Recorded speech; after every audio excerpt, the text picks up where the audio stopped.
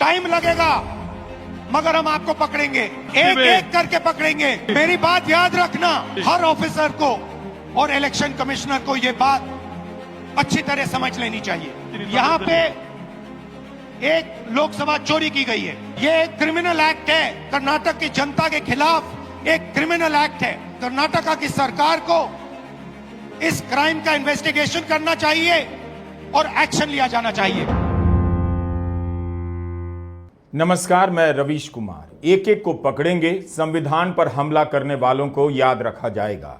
राहुल गांधी बेंगलुरु के उस freedom park में सभा कर रहे थे जिससे कुछ ही दूरी पर है कर्नाटका के चुनाव अधिकारी का मुख्यालय। आज 8 अगस्त है, भारत छोड़ो आंदोलन के आह्वान का महान दिन। 7 अगस्त को दिल्ली में प्रेस कॉन्फ्रेंस करने के बाद 8 अगस्त को राहुल गांधी बेंगलुरु के फ्रीडम पार्क में वोट अधिकार रैली करते हैं। लोकसभा चुनाव के ठीक 1 साल बाद नेता प्रतिपक्ष प्रधानमंत्री नरेंद्र मोदी की जीत पर सवाल उठा रहे हैं और उनकी जीत पर चोरी का इल्जाम लगा रहे हैं। दुनिया में वोटर का नाम लिस्ट से गायब करने और वोट चोरी से सरकार बनाने के हजारों उदाहरण आपको मिल जाएंगे, लेकिन कहीं भी हमारी स्मृति में इस तरह से देखने को नहीं मिला कि नेता प्रतिपक्ष चुनाव के 1 साल बाद 6 महीने की जांच के बाद इतनी तैयारी से प्रेस कॉन्फ्रेंस कर रहे हों और अपनी बात रख रहे हों। इसी तैयारी का आत्मविश्वास फ्रीडम पार्क में राहुल गांधी के भाषण में झलका। राहुल ने कहा कि चुनाव आयोग पिछले 10 साल की सारी इलेक्ट्रॉनिक लिस्ट उन्हें सौंप दे, वे साबित कर देंगे कि नरेंद्र मोदी चोरी से प्रधानमंत्री बने हैं। अगर नहीं तो जिस तरह से एक विधानसभा सीट का विश्लेषण किया गया है, वे 10 से 20 सीटों का भी कर सकते हैं। कोई नेता खुद को इस हद तक दांव पर नहीं लगाएगा। कायदे से प्रधानमंत्री नरेंद्र मोदी को ही चुनाव आयोग से मांग करनी चाहिए कि आयोग राहुल गांधी को सभी डेटा सौंप दे और बीजेपी को भी देश के सामने दूध का दूध और वाटर का वाटर हो जाना चाहिए। फ्रीडम पार्क से गरजते हुए राहुल गांधी ने कहा कि वोट चोरी बड़ा अपराध है और इसके अपराधियों को हर हाल में पकड़ा जाएगा। बीजेपी ने चुनाव आयोग से मिलकर कर्नाटका में लोकसभा के चुनाव के समय चोरी की है। मुझसे इलेक्शन कमीशन एफिडेविट मांगता है, मुझसे कहता है कि मुझे ओथ लेना है। मैंने पार्लियामेंट के सामने, पार्लियामेंट के अंदर ओथ लिया है, इस संविधान के सामने ओथ लिया है, इस पर हाथ डाल के वोट लिया है, इस पे हाथ डालकर ओथ लिया है। कर्नाटका के चुनाव अधिकारी ने राहुल गांधी से कहा है शपथ पत्र दीजिए। राहुल गांधी ने अपना जवाब दे दिया है। उनकी बातों का यही मतलब है शपथ पत्र नहीं देंगे। राहुल गांधी को जेल में डालकर केस में फंसाकर रोकना मुश्किल लगता जा रहा है। वे बहुत आगे निकल चुके हैं। वोट चोरी का आरोप राहुल गांधी का नहीं होना चाहिए। किसी भी नेता को, किसी भी नागरिक को यही करना चाहिए। अगर वोट की चोरी होने लग गई, वोटर लिस्ट को लेकर भरोसा हिल गया, फिर इस देश में कम से कम वह लोकतंत्र तो नहीं बचेगा जिसके लिए इस देश के लोगों ने 150 साल तक लड़ाइयां लड़ी और कुर्बानियां दी हैं। याद रखिए, नरेंद्र मोदी 25 सीट की मार्जिन से प्रधानमंत्री हैं। एक सीट हमने दिखा दी कि चोरी हुई है। 25 सीट वो 35,000 या कम वोटों से जीते हैं। अगर हमें इलेक्ट्रॉनिक डेटा मिल जाए, हम साबित कर देंगे कि हिंदुस्तान का प्रधानमंत्री चोरी करके प्रधानमंत्री बना है। पूरे देश को यह सवाल पूछना चाहिए कि इलेक्शन कमीशन इलेक्ट्रॉनिक डेटा और वीडियोग्राफी क्यों नहीं दे रहा है। मैं लीडर ऑफ ऑपोजिशन हूं, मगर मैं अकेला नहीं बोल रहा हूं। हिंदुस्तान की सारी राजनीतिक ऑपोजिशन की पार्टियां यह सवाल पूछ रही हैं। भारत के इतिहास का यह बेचैन करने वाला क्षण भी है और उम्मीदें पैदा करने वाला भी। क्या वोटों की चोरी से लोकतंत्र खत्म कर दिया गया है? क्या राहुल गांधी को बोलने से रोक दिया जाएगा? उन पर कानूनी मुकदमे ठोक दिए जाएंगे और सवालों को इसलिए किनारे कर दिया जाएगा कि उन्होंने शपथ पत्र देने से इनकार कर दिया। नेता प्रतिपक्ष बिहार में भी वोट अधिकार को लेकर पदयात्रा करेंगे, ऐसी खबरें आ रही हैं। अगर चुनाव आयोग ने इलेक्ट्रॉनिक वोटर लिस्ट दे दी होती तो महादेवपुरा की सच्चाई निकालने में 6 महीने नहीं लगते। वोटर लिस्ट को लेकर विपक्ष के लगाए गए तमाम आरोपों पर चुनाव आयोग की सक्रियता सबने देखी है। विपक्ष के तमाम दल चुनाव आयोग के जवाब से संतुष्ट नहीं दिखे। चुनाव आयोग को स्वायत्त संस्था इसलिए बनाया गया है ताकि इस पर किसी के बॉस होने का आरोप ना चिपके और ना किसी के गुलाम होने का। लेकिन राहुल गांधी की प्रेस कॉन्फ्रेंस के बाद चुनाव आयोग का रवैया बॉस वाला लग रहा है, जैसे हम बॉस हैं, हम पर सवाल कैसे उठ सकता है, हम गलत नहीं हो सकते, अगर हमारी गलती बतानी है तो शपथ पत्र पर लिखकर देना होगा, नहीं तो नौकरी जाएगी। आयोग का यह रवैया ठीक नहीं। सबसे महत्वपूर्ण बात यह है कि इलेक्शन कमीशन डिजिटल डेटा नहीं देता है, फिजिकल डेटा देता है। मतलब लाखों कागज में वोटर लिस्ट दे देगा, मगर डिजिटल वोटर लिस्ट किसी को कभी नहीं देता। क्यों नहीं देता? कारण क्या है? कारण है कि अगर डिजिटल डेटा मिल जाए तो इलेक्शन कमीशन की सच्चाई पूरे देश को पता लग जाए। हमने टीम को बताया, मैंडेट दी कि आप जाके चेक कीजिए, आप 5-7 सीटों पे पता लगाइए कि चीटिंग हुई, और अगर हुई तो कैसे हुई। टीम ने हमें एक दिन बताया कि 5-7 सीटों पे यह काम किया ही नहीं जा सकता। क्यों? मैंने उनसे पूछा क्यों नहीं किया जा सकता? उन्होंने मुझे ये कागज दिखाए। ये जो कागज हैं, ये एक लोकसभा के कागज नहीं है, ये एक विधानसभा के कागज है, और इन कागजों को हमने मैन्युअली सॉर्ट करना पड़ा, और पूरा का पूरा काम जो हुआ है इसमें 6 महीने लगे हैं, और एक असेंबली सीट में हम ये काम कर पाए हैं। क्यों? क्योंकि डिजिटल डेटा नहीं दिया जाता। लोकसभा चुनाव के समय से ही पोलिंग बूथ का सीसीटीवी फुटेज मांगा जाने लगा था। तत्कालीन मुख्य चुनाव आयुक्त राजीव कुमार ने कहा, भारत में 10.5 लाख से अधिक पोलिंग बूथ हैं, इनके वीडियो को डाउनलोड कर अध्ययन करने में 3600 साल लग जाएंगे। यह आंकड़ा उनके पास कहां से आया? इस देश में सॉफ्टवेयर और हार्डवेयर के करोड़ों इंजीनियर हैं। क्या किसी को नहीं पता था कि आज की दुनिया में असंख्य गीगा टेट्राबाइट का डेटा किसी हार्ड ड्राइव या सर्वर रूम में आसानी से स्टोर किया जा सकता है? सामने से आपकी आंखों में धूल झोंका गया और आपको पता नहीं चला। 10 घंटे भी अगर मान लें हम, 7 बजे से 7 बजे तक की सीसीटीवी होती है, 12 घंटे, 10 भी मान लें, तो जरा अंदाजा लगाइए 10.5 लाख बूथ की 10 घंटे की फुटेज का मतलब हो गया 1 करोड़ घंटे। 1 करोड़ घंटे। और अगर 1 करोड़ घंटे का एक आदमी देखने बैठेगा तो अंदाजा लगा सकते हैं कितना समय लगेगा। अगर 8 घंटे भी रोज देखेगा तो 3600 साल लगेंगे उसको देखने में।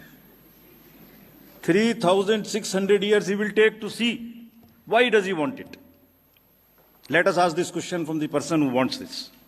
जब आप 2022 के लक्ष्यों को ठेलकर 2047 तक ले जा सकते हैं, तब फिर 10 साल लगे या 3600 साल लगे, अगर चुनाव की प्रक्रिया पर संदेह हुआ है तो उसे दूर करने के लिए हजारों सॉफ्टवेयर इंजीनियर को इस काम में लगा देना चाहिए। क्या सुप्रीम कोर्ट कह सकता है कि इस केस को सुनने में 100 साल लग जाएंगे, हम नहीं सुनेंगे? क्या एनआईए किसी आतंकी हमले की जांच यह कहकर बंद कर सकती है कि 18 साल लग जाएंगे या 20 साल लग जाएंगे, हम जांच नहीं करेंगे? राहुल गांधी ने वोटों की चोरी का इस्तेमाल किया है, लेकिन जिस तरह से उन्होंने सारी बातें रखी हैं, उसे देखकर यही समझ बनती है कि भारत के लोकतंत्र पर आतंकी हमला किया जा रहा है। यह चोरी नहीं है, लोकतंत्र की बुनियाद पर आतंकी हमला है। इसी बात पर तत्कालीन मुख्य चुनाव आयुक्त राजीव कुमार के खिलाफ एफआईआर कर देनी चाहिए थी या बर्खास्त कर देना चाहिए था। क्या चुनाव आयोग शपथ पत्र दे सकता है कि वीडियो फुटेज की जांच करने में 3600 साल ही लगेंगे? 3 साल या 30 दिन में यह काम नहीं हो सकता? एआई के इस दौर में इस तरह की बातें बकवास हैं। पूर्व मुख्य चुनाव आयुक्त बकवास कर चले गए। मैंने जैसे कहा, 21वीं सदी है, एक हार्ड ड्राइव पे आप पूरा डेटा रख सकते हो। 100 साल 200 साल का डेटा रख सकते हो, जितना रखना है रख दो। मगर इलेक्शन कमीशन 45 दिन में सीसीटीवी को खत्म करना चाह रहा है, वोटर लिस्ट नहीं दे रहा है। तो they are colluding with the BJP, they are helping the BJP destroy the election system in India. Video footage देने का नियम क्या इसलिए बदला गया कि हरियाणा से लेकर महाराष्ट्र में शाम 5 बजे के बाद मतदान में अचानक तेजी के दावों की पोल खुल जाती? साइलेंट वोटर के नाम पर जो झूठ परोसा जा रहा था उसका पर्दाफाश हो जाता। राहुल गांधी लगातार यह सवाल पूछ रहे हैं कि मोदी सरकार ने दिसंबर 2024 में अचानक यह नियम क्यों बदल दिया कि पोलिंग बूथ का वीडियो फुटेज 45 दिन बाद नहीं रखा जाएगा। उस समय यानी 9 दिसंबर को Punjab and Haryana high court ने चुनाव आयोग को निर्देश दिया कि मतदान केंद्र पर लगे सुरक्षा कैमरे का फुटेज वीडियोग्राफी और मतदान से संबंधित दस्तावेजों को दिया जाए। वकील महमूद प्राचा ने हरियाणा चुनाव को लेकर याचिका दायर की थी। कोर्ट के आदेश के बाद केंद्र सरकार ने नियम अचानक ही बदल दिए। राहुल गांधी इस बार वोटर लिस्ट को 5 अलग अलग कैटेगरी में बांटकर मोटी मोटी फाइलें लेकर आए। सबूत रखने लगे। क्या इस तरह से प्रेस कॉन्फ्रेंस करने पर, इसी के ही डेटा में कमी निकालने पर चुनाव आयोग राहुल गांधी से शपथ पत्र मांग सकता है? अगर चुनाव आयोग बेदाग है तो महमूद प्राचा को वीडियो क्यों नहीं दिया गया? वह तो कोर्ट का आदेश लेकर आए थे। 1961 का कंडक्ट ऑफ इलेक्शन रूल है। इसके एक प्रावधान के अनुसार चुनाव से संबंधित सारे कागजात पब्लिक की जांच के लिए उपलब्ध किए जा सकते थे, लेकिन नियम बदल गया और सारे कागजात की जगह यह जोड़ दिया गया, इस नियम में जिन दस्तावेजों का उल्लेख है पब्लिक उन्हीं की मांग कर सकती है। यह क्यों किया गया? इसलिए किया गया ताकि विपक्ष कभी उस सच्चाई तक पहुंच ही ना पाए जहां से बीजेपी की जीत के लिए रास्ते बनाए जा रहे थे। नहीं तो आप ही बताइए, इसका दूसरा और क्या कारण हो सकता है? यह जो कागजों का बंडल आप देख रहे हैं सिर्फ एक विधानसभा का है, महादेवपुरा का। इसकी ऊंचाई 7 फीट बताई जा रही है, लेकिन ध्यान से देखिए 3 ढेरियां हैं। इन तीनों की ऊंचाई जोड़ देंगे तो 19 से 20 फीट तक हो सकती है।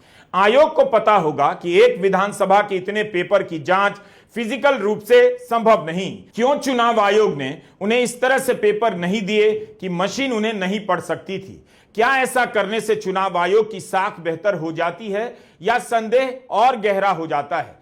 क्या इसलिए आप सारे देश के वोटर लिस्ट का इलेक्ट्रॉनिक डेटा नहीं दे रहे हैं ताकि वाकई कांग्रेस को पता करने में 3600 साल लग जाएं? चुनाव आयोग बताए कि उसके पूर्व मुख्य चुनाव आयुक्त की बातों से अब सहमत है या नहीं, या ये बेमतलब की बातें उस समय कर रहे थे। पिलर है। Number 1, disclosure, disclosure, disclosure.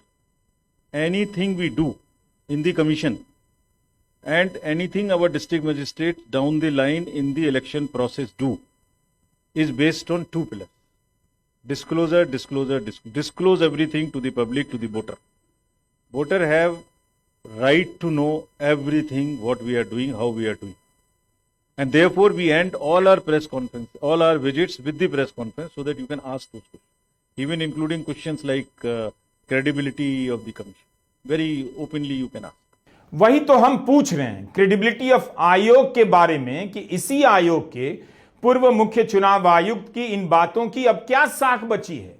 कितना खोखला लग रहा है सारा का सारा वाक्य, और उनकी यह तुकबंदी 3rd क्लास लग रही है। राजीव कुमार के कार्यकाल में ही लोकसभा के चुनाव हुए, कर्नाटक, हरियाणा, महाराष्ट्र के चुनाव हुए, तो अब इनकी क्या जवाबदेही बनती है?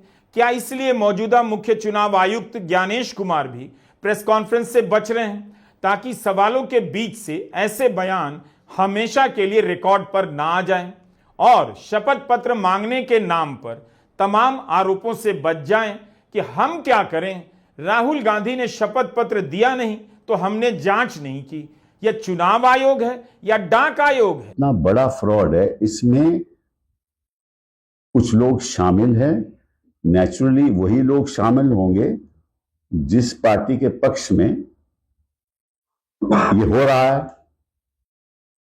वही लोग शामिल होंगे ना।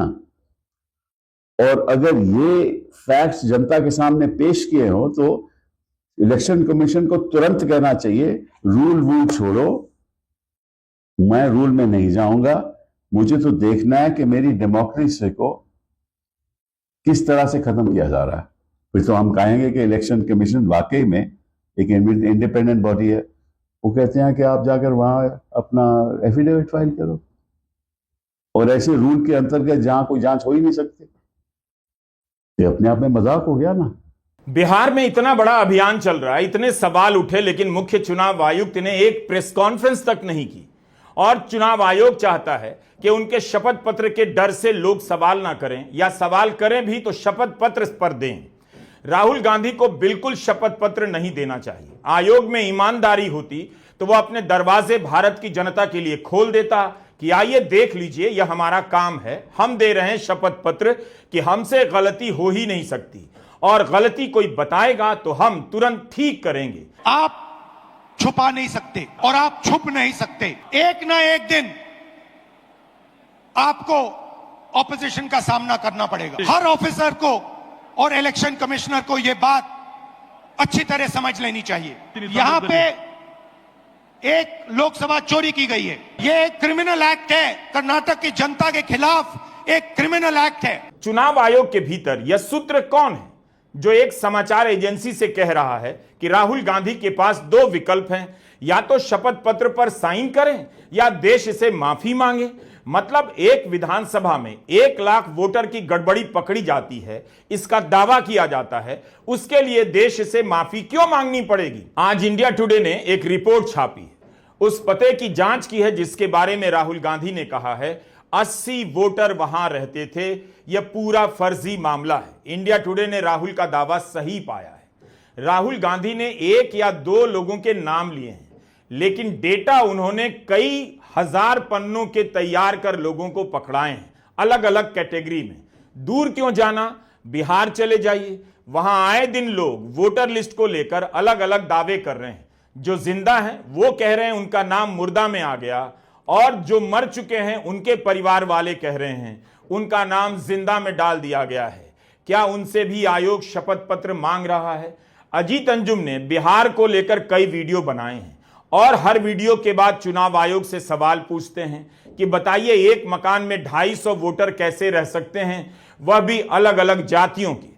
क्या अजीत अंजुम को देश से माफी मांगनी होगी या इसके लिए शपथ पत्र देने की जरूरत है?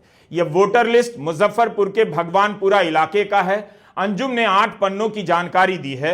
जो भगवानपुरा में हुआ है वही तो महादेवपुरा में हुआ है, जिसके बारे में राहुल गांधी ने बताया। यह कैसा समय है कि भगवानपुरा से लेकर महादेवपुरा में धांधली के आरोप लग रहे हैं। Bulk voters in single address, single bedroom का घर है, 80 वोटर रह रहे हैं उसमें। दिखाइए, जूम इन कीजिए। अलग अलग नाम, अलग अलग परिवार, और जब हम वहां जाते हैं हमें बताया जाता है यहां पे 80 लोग नहीं रहते, यहां पे ये लोग हैं ही नहीं, कोई नहीं जानता इनको। ये है बूथ नंबर 366 पे वही कहानी। ये देख लीजिए, छोटा सा 1 बेडरूम का घर है, जूम इन कीजिए। ये सब लोग इलेक्शन कमीशन के मुताबिक ये सब लोग इस घर में रहते हैं, और जब हम वहां जाते हैं एक भी नाम नहीं मिलता, और वहां के लोग कहते नहीं ऐसे, इन लोगों को हम नहीं जानते। जब आयोग से डिजिटल रिकॉर्ड मांगा गया तो कागज क्यों पकड़ाया गया?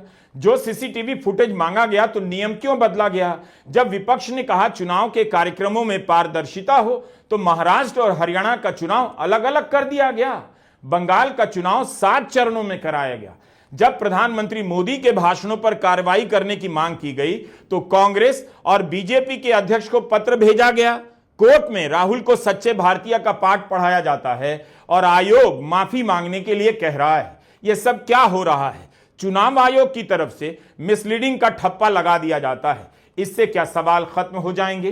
राहुल गांधी के ट्वीट पर मिसलीडिंग लगा देने से क्या उनकी प्रेस कॉन्फ्रेंस में कही गई बातें खत्म हो जाती हैं? ऑल्ट न्यूज के प्रतीक सिन्हा की एक बात इस संदर्भ में नोट कीजिए। प्रतीक लिखते हैं कि फैक्ट चेकिंग की एक प्रक्रिया होती है। सबसे पहले ऐसे तथ्यों को सामने रखा जाता है जो उस जानकारी को सपोर्ट करते हैं या उसके विरुद्ध कोई दावे पेश करते हैं जिसकी जांच हो रही है। ऐसा करने के बाद ही कोई फैक्ट चेकर इस नतीजे पर पहुंच सकता है कि वह जानकारी सही थी या झूठी, भ्रामक थी या संदर्भ से बाहर थी, या कुछ और मामला था। लेकिन इस केस में आयोग ने पूरी प्रक्रिया नहीं बताई, सीधा नतीजे पर पहुंच गया। इसलिए आयोग को जो फैक्ट चेक लग रहा है वो फैक्ट चेक नहीं है। अपनी प्रेस कॉन्फ्रेंस को ट्विटर पर साझा करते हुए राहुल गांधी ने लिखा है, वोट चोरी सिर्फ एक चुनावी घोटाला नहीं, यह संविधान और लोकतंत्र के साथ किया गया बड़ा धोखा है। देश के गुनहगार सुन लें, वक्त बदलेगा, सजा जरूर मिलेगी। कायदे से राहुल गांधी की प्रेस कॉन्फ्रेंस के बाद मुख्य चुनाव आयुक्त को प्रेस कॉन्फ्रेंस करनी चाहिए थी और कहना चाहिए था कि हम इन आरोपों की जांच करेंगे। क्या आयुक्तों ने या आयोग के उस सूत्र ने जांच की बात कही है?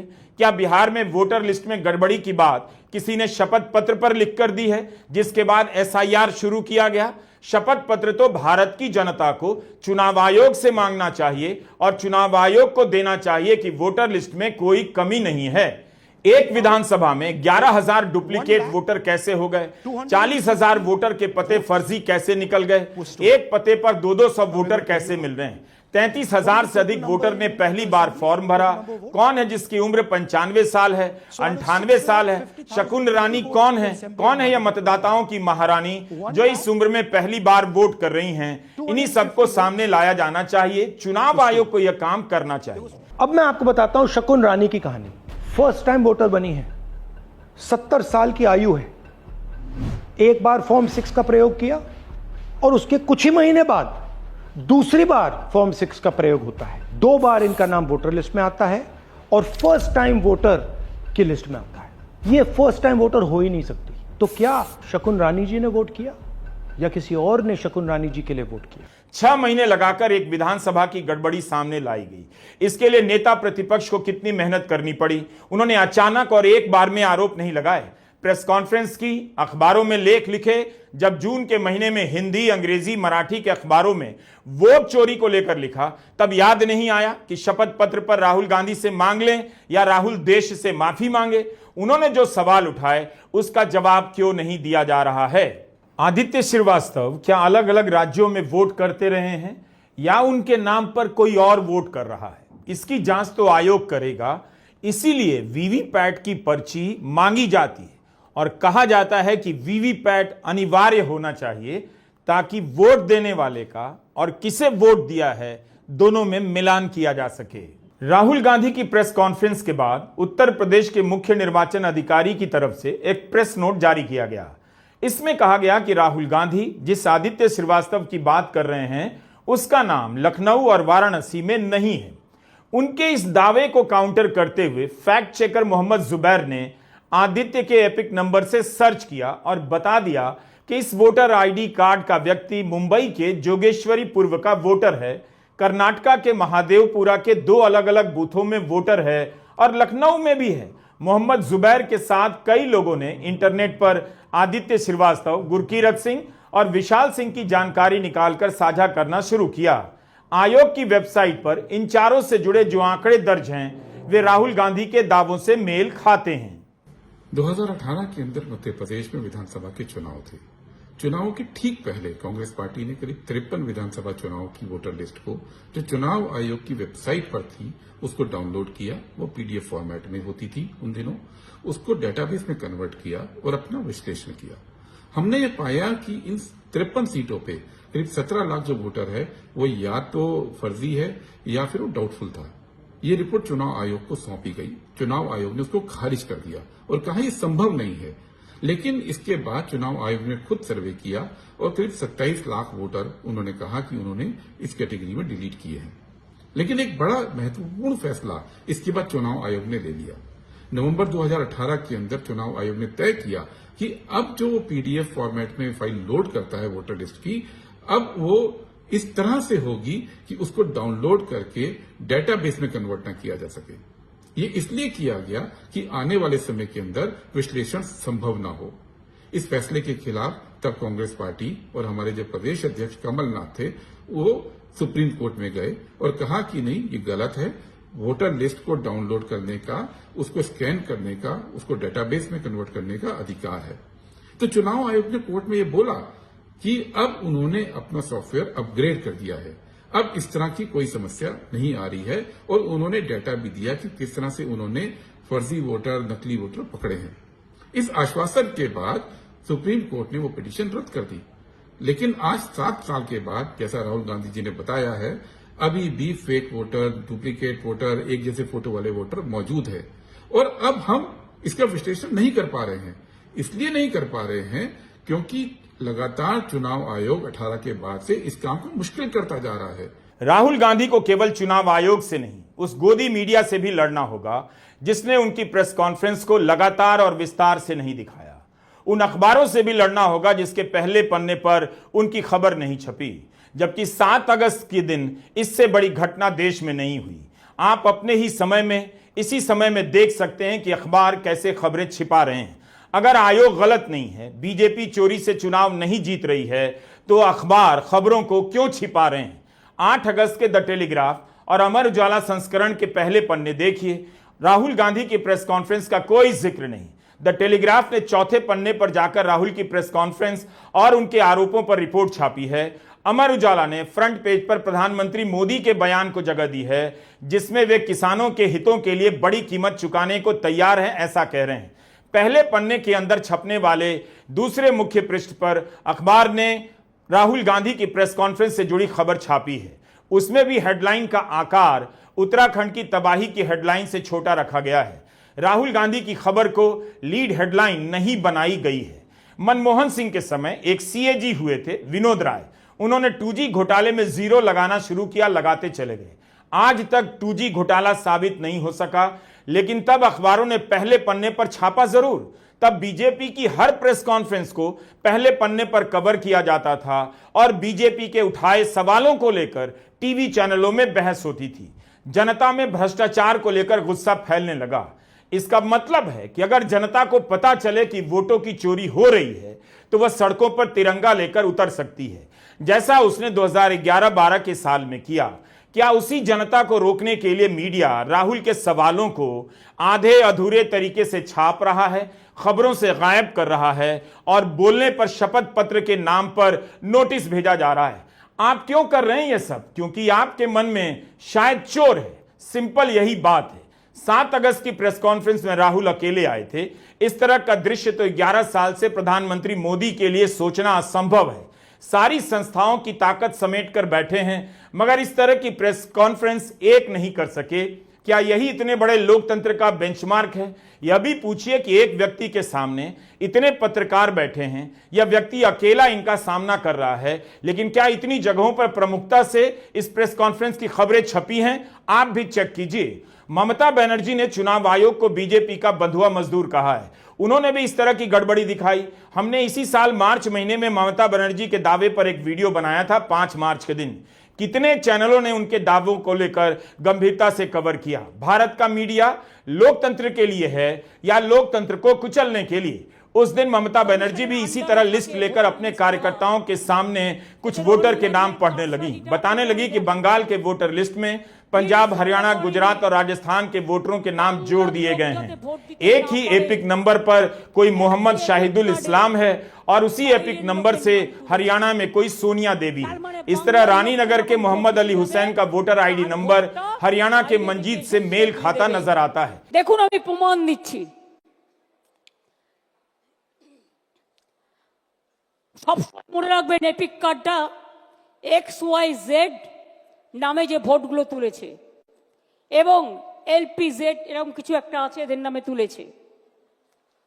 ধরুন একটা নাম মুর্শিদাবাদে রানীনগরে বাড়ি মোহাম্মদ শাহিদুল ইসলাম, এর এপিক কার্ড নাম্বার যেটা আছে ওয়েস্ট বেঙ্গলে, তার সাথে কানেক্ট করেছে নাম সোনিয়া দেবী। সোনিয়া দেবী তার বাড়ি কোথায়? তার বাড়ি হচ্ছে হরিয়ানা। এবার দেখুন পরের পর মোহাম্মদ আলী হোসেন রানীনগরে বাড়ি, তার সাথে নাম তুলেছে কার? মঞ্জিত। বাড়ি তার নাম কি? তার বাড়ি কোথায়? हरियाणा। यह एक अलग प्रकार की गड़बड़ी थी। एक ही नंबर पर बंगाल का वोटर पुरुष और हरियाणा का वोटर स्त्री। चुनाव आयोग ने गलती मानी, लेकिन कहा यह फेक वोटर नहीं है, मैनुअल सिस्टम के कारण कुछ डुप्लीकेशन हुए, नए एपिक नंबर जारी कर सुधार किए गए। यह किसने पकड़ा? ममता बनर्जी ने। चुनाव आयोग ने खुद से नहीं पकड़ा, जबकि काम उनका था। अगर ममता बनर्जी को भी इलेक्ट्रॉनिक डेटा दे दिए जाएं तो क्या पता वे और भी गड़बड़ियां खोज निकालें। अखिलेश यादव का एक बयान है कि कुंदरकी विधानसभा में गड़बड़ी को लेकर हलफनामा दिया, मगर कार्रवाई नहीं हुई। आम आदमी पार्टी भी दिल्ली में यही आरोप लगा रही है। वोट काटने और जोड़ने को लेकर कितने आरोप लगाए। राज्यसभा सांसद संजय सिंह ने आरोप लगाया कि बीजेपी के मंत्रियों और सांसदों के पते पर फर्जी वोटर जोड़े जा रहे हैं। एक सांसद के घर पर फर्जी वोटर कैसे जोड़ सकते हैं? चुनाव आयोग ने खुद से इन गलतियों को क्यों नहीं पकड़ा? क्यों आम आदमी पार्टी को उस वक्त डोर टू डोर अभियान चलाकर यह काम करना पड़ा था? क्या बीजेपी के समर्थक और नेता यही चाहते हैं चुनाव कैसे भी जीत लिया जाए? बीजेपी के समर्थकों को आगे आकर मांग करनी चाहिए कि इतना बड़ा सवाल है तो इसकी जांच होनी चाहिए। हमें चोरी की जीत पर डांस नहीं करना है। बीजेपी के कार्यकर्ताओं को कहना चाहिए कि इसके पहले भी उन्होंने अपनी मेहनत से कई चुनाव जीते हैं, आगे भी जीत लेंगे। बीजेपी ने सरकारें बनाई हैं, लेकिन चोरी का आरोप नहीं लगा और ना चोरी का आरोप बर्दाश्त करेंगे। इसलिए सबूत दीजिए और जांच कीजिए। लेकिन बीजेपी का कार्यकर्ता, समर्थक या नेता इसकी मांग क्यों नहीं कर रहा? क्या इसी दिन के लिए भारत को यह बना देंगे, वो बना देंगे कि नारे लगा रहे थे और बना दिया गया ये, जहां वोट चोरी के आरोप लग रहे हैं और आप आरोप लगाने वाले से शपथ पत्र मांग रहे हैं। बीजेपी क्यों चुनाव आयोग का बचाव कर रही है? उसे तो कहना चाहिए कि इसकी जांच हो। हम पर चोरी का इल्जाम है, हमारे लिए जरूरी है कि आयोग जांच करे, इलेक्ट्रॉनिक डेटा कांग्रेस को दे और सभी दलों को दे। गांधी और कांग्रेस पार्टी ने आज तक उन राज्यों में कोई भी प्रेस कॉन्फ्रेंस नहीं किया जिन राज्यों में उनको जीत मिली है। ये जो मीठा मीठा गपगप और कड़वा कड़वा थू थू, यह जो सिलेक्टिविटी है कि हम सिलेक्टिव आउटरीच दिखाएंगे, यह भी भारत की जनता देख रही है। आप हिमाचल में जीतते हैं तो उस समय तो नहीं कहते हैं कि इलेक्शन कमीशन ने अच्छा काम किया। उस समय तो आप नहीं कहते हैं कि इलेक्शन कमीशन ने कहीं ना कहीं फर्जीवाड़ा किया। उस समय आप फर्जीवाड़ा आपको नजर नहीं आता है या आप बधाई भी नहीं देते हैं। उस समय आप न्यूट्रल हो जाते हैं। आप तेलंगाना में जीतते हैं, आपका मुख्यमंत्री बनता है तेलंगाना में, भारतीय जनता पार्टी हार जाती है। उस समय का कोई भी प्रेस कॉन्फ्रेंस आप दिखा दीजिए कि राहुल गांधी ने कहा हो कि तेलंगाना में इलेक्शन कमीशन ने फर्जीवाड़ा किया है। उस समय किसी के ऊपर कोई प्रश्नवाचक चिन्ह नहीं उठाते हैं। जब आपको 99 सीट मिलती है लोकसभा के चुनाव में, तो आप पूरे देश में सेलिब्रेट करते हैं और कहते हैं देखो हमारी जीत हो गई। कैसे? यदि देश का लोकतंत्र हार गया, यदि देश का चुनाव आयोग ही कॉम्प्रोमाइज्ड है आपके कहने के मुताबिक, तो आप सेलिब्रेट किस बात का कर रहे हो कि हम जीत गए हैं, हमें अधिक सीटें मिली है। तो कहीं ना कहीं एक सिलेक्टिव आउटरीच कांग्रेस पार्टी और राहुल गांधी में देखने को मिलता है। दूसरी बात है, राहुल गांधी का फ्रस्ट्रेशन की यह चरम सीमा है और मैं बहुत सोच समझ कर बोल रहा हूं। आज जिस प्रकार के शब्दों का प्रयोग किया गया है, मैं तकनीकी विषय पर तो आऊंगा, मगर आज पहली आपत्ति में दर्ज करता हूं कि चुनाव में हार जीत ये लगी रहेगी। सबसे बड़े समय के लिए यदि विपक्ष में किसी पार्टी ने समय बिताया है तो मेरा मानना है जनसंघ भारतीय जनता पार्टी है। हमारी पार्टी ने सबसे बड़े कालखंड के लिए विपक्ष के रूप में जिम्मेदारी संभाली, मगर कभी भी कोई भी ऐसा वाकया नहीं हुआ। कई बार हमने भी प्रेस कॉन्फ्रेंस किया है, मगर कभी भी ऐसा नहीं हुआ कि इलेक्शन कमीशन के, चुनाव आयोग के अधिकारियों को धमकाने का काम हमारे किसी नेता ने किया हो। केसी सिंह पूर्व राजनयिक हैं। संबित पात्रा ने अपनी प्रेस कॉन्फ्रेंस में जो मुख्य दलीलें दी हैं उस पर उन्होंने ट्विटर पर लिखा है कि यह कमजोर तर्क है। लोकतंत्र में जो सत्तारूढ़ दल चुनाव से छेड़छाड़ कर सकते हैं वो इतने बेवकूफ नहीं होते कि हर चुनाव में धांधली करेंगे। वे सोच समझकर दांव खेलते हैं ताकि विश्वसनीयता भी बनी रहे, नतीजे को प्रभावित भी किया जा सके। अगर बीजेपी को किसी विपक्षी दल पर चुनाव से छेड़छाड़ करने का शक होता तो वह जंग का ऐलान कर देती। इस बहस को इधर उधर ले जाने से अच्छा है विधानसभा तक ही सीमित रखें। राहुल जो दावा कर रहे हैं वो एक विधानसभा के ठोस आंकड़ों को लेकर है। वो आंकड़े चुनाव आयोग से लिए गए हैं। बेंगलुरु सेंट्रल की 8 विधानसभा सीटों में से 7 पर कांग्रेस का प्रदर्शन अच्छा रहा। सिर्फ एक सीट के कारण बीजेपी लोकसभा का सीट जीत जाती है। राहुल को लगता है एक सीट के वोटर लिस्ट में फ्रॉड हुआ होगा और उन्होंने उसका डेटा दिया है। इस बार तो राहुल गांधी वहां का उदाहरण दे रहे हैं जहां उनकी सरकार भी है, लेकिन वोटर लिस्ट बनाने का काम सरकार का नहीं होता, चुनाव आयोग का होता है। इलेक्शन कमीशन खुलकर बिना डरे बीजेपी के साथ मिलकर चोरी कर रहा है और ये जो एसआईआर है इसका लक्ष्य गरीबों का जो हक है, उनका वोट जो है उनसे चोरी करने का है।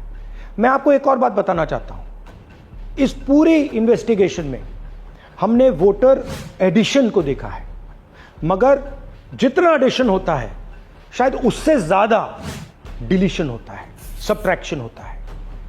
तो ये सिर्फ एक मेन तरीका हमने पकड़ा है, दूसरे तरीके पे हमने इन्वेस्टिगेशन की ही नहीं अभी। मैं इलेक्शन कमीशन और इलेक्शन के ऑफिसर्स को साफ कह रहा हूं, आप जो कर रहे हो गलत कर रहे हो, ये ट्रीजन है, देश के खिलाफ है, ये मत भूलिए। टाइम आएगा हम आपको पकड़ेंगे, बचने वाले नहीं हो। बिहार में वोटर लिस्ट का मामला आपकी आंखों के सामने है। लिस्ट किस तरह से जल्दी जल्दी में बनाई जा रही है आपने देखा। हालांकि मीडिया वहां से भी ठीक से रिपोर्टिंग नहीं कर रहा। एक तर्क यह भी दिया जा रहा है कि राहुल की बात से लगता है एसआईआर जरूरी है। विपक्ष कहता रहा है कि एसआईआर जरूरी है, लेकिन आप 1 महीने में या 3 महीने में नहीं कर सकते। यही बात चंद्रबाबू नायडू ने भी कही है। जिस तरह से बिहार में एसआईआर हो रहा है उस पर सवाल उठ रहे हैं। अगर राहुल गांधी के तर्क से एसआईआर जरूरी है बिहार ही नहीं पूरे देश में, तो राहुल के तर्क के चोरी की बात क्यों नहीं सही है? कोई यह नहीं कह रहा राहुल गांधी ने जिस विधानसभा का अध्ययन पेश किया है वह गलत है, यह कोई नहीं कह रहा। अगर राहुल गांधी एक विधानसभा को लेकर सही हो सकते हैं तो बाकी देश के लिए क्यों नहीं सही हो सकते? और यह कैसे तय होगा? जाहिर है जांच से और इलेक्ट्रॉनिक डेटा हवाले कर देने से। नमस्कार, मैं रवीश कुमार।